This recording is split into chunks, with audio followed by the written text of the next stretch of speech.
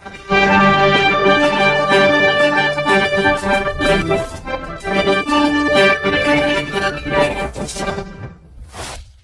की हर बड़ी हस्तियों का इंटरव्यू लिया है, तो अगर हिंदी आपके सामने बैठी हो तो आप क्या पूछना चाहेंगे?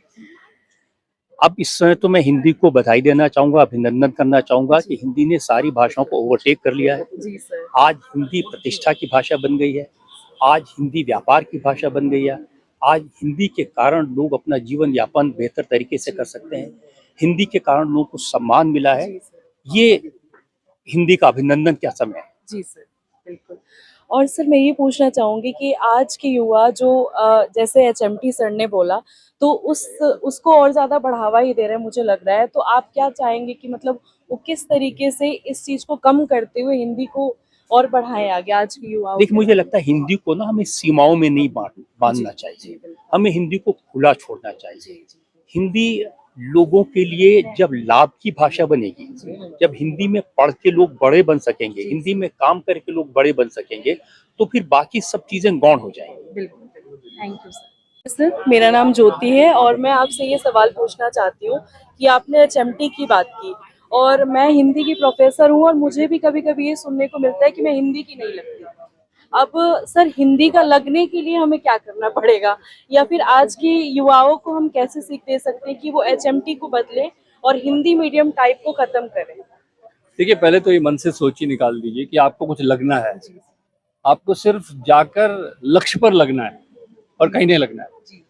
और अब तो ये दौर धीरे धीरे समाप्त हो जाएगा कि हमारे मन में जो एक परतंत्रता की एक कहीं पैक्ट थी भाषा को लेकर, और वो शायद हमारा दुर्भाग्य रहा कि हम ऐसे एक युग से गुजरे जहाँ पर हमारे मन में अपनी भाषा को लेकर हीन भावना आ गई।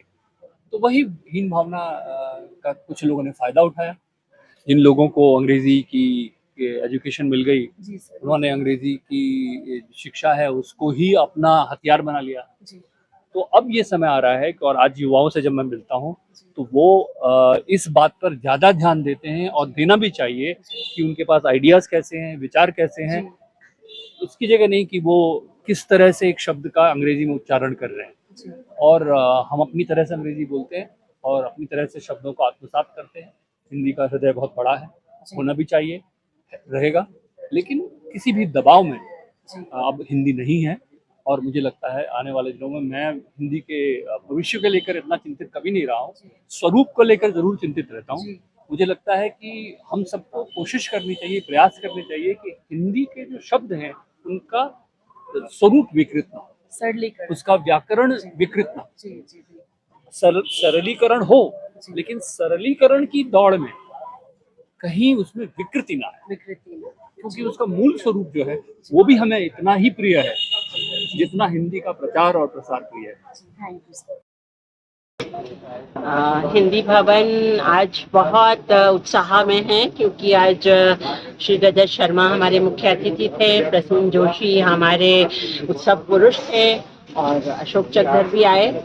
और ये हिंदी भवन की परंपरा में एक ऐतिहासिक क्षण है जबकि रजत जी ने प्रसून जी को सम्मान दिया।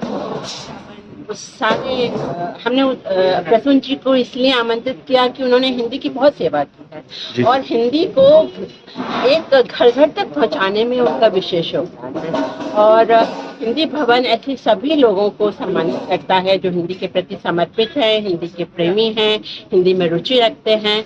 अब तक ये पुरस्कार हम हिंदी भाषी हिंदी सेवियों को देते थे, कुछ सालों से हमने इस पुरस्कार को हिंदी भाषी साहित्यकारों, पत्रकारों को देना आरंभ किया है। हम आज बहुत सच पूछो तो मुझे आज हिंदी भवन के संस्थापक पद्मश्री गोपाल प्रसाद व्यास की बहुत याद आ रही है। उन्होंने हिंदी भवन का निर्माण करके हम आने वाली पीढ़ियों के लिए जहाँ हम हिंदी की सेवा को, हिंदी के काम को और आगे बढ़ा। ये मैम आप कितना टाइम हुआ आपको करते हुए? ये हिंदी भवन का आरंभ तो 1962 से हुआ था। नहीं, बात अपनी पुरस्कार जो आप कह रहे हैं, पुरस्कार ये 24वां पुरस्कार हमारा। सारा आपने दिल्ली में ही सारा आपने किया? हाँ, ये हिंदी भवन में ही हुआ, इस मंच पे हुआ। अच्छा। हाँ, ये पुरस्कार जो है 24वां है। इसमें से 19 पुरस्कार अहिंदी भाषी पत्रकार साहित्यकारों को दिए गए, जो अहिंदी होते हुए भी जिन्होंने हिंदी की सेवा की। जी जी उसके बाद हमने हिंदी वालों को पुरस्कार देना शुरू किया, जी। जिसमें हमने पहला पुरस्कार जो है हिंदी पत्रकार श्री राम नाम भूल रही हूँ मैं इस वक्त, उनको दिया। फिर राजीव रंजन जी को दिया, न्यूज़ 24 राजीव रंजन, हाँ जी, पत्रकार, माहौल क्या है के।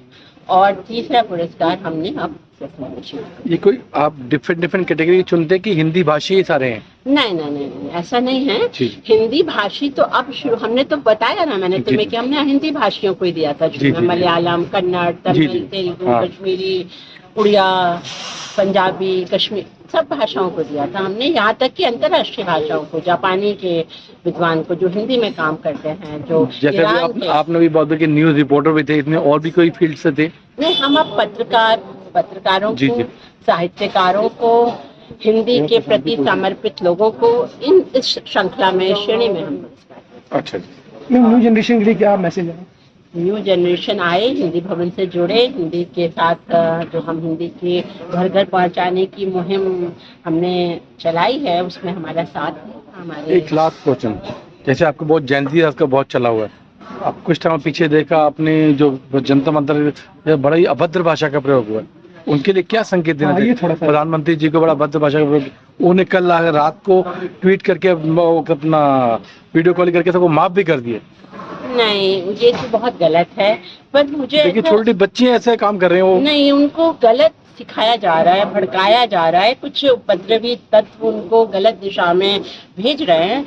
मैं खुद हिंदी की प्रोफेसर रही हूँ दिल्ली विश्वविद्यालय अच्छा। की, और मैंने हजारों बच्चों को पढ़ाया। कौन से कॉलेज में मैम? मैं college of vocational studies Vocational Studies, ठीक है। में थी, तो वहाँ मैंने पढ़ाया, इतने हजारों बच्चे मेरे हाथ से निकले। जी जी। बच्चे बहुत संस्कारी हैं, और बच्चों के संस्कार घर से सीखते हैं, शिक्षकों से सीखते हैं, और यदि वो पथ भ्रष्ट हो जाते हैं तो कल प्रधानमंत्री जी सबको एक वीडियो कॉल करके सबको माफ कर दिए। वो आपने- उनकी महानता है, उनकी गरिमा है, वो हमारे प्रधानमंत्री हैं। क्षमा बड़न को चाहिए छोटे। बढ़िया, बिल्कुल। बहुत बहुत धन्यवाद मैम, आपसे मिलकर बहुत धन्यवाद। Thank you.